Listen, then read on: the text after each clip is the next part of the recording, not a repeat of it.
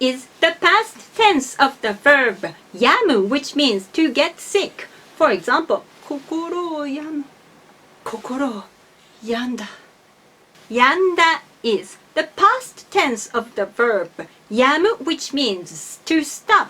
Usually 病む is used for expressing the weather. 嵐が止むあ、嵐が止んだ止んだ止んだ止んだ止んだ So we can say 雨が止んだよかった雨が止んだあ、変な雨が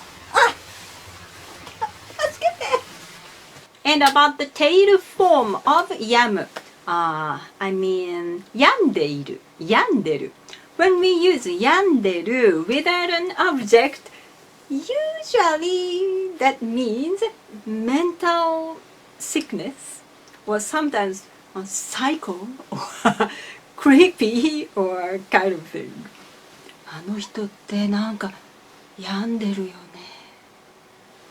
or あの映画病んでるよね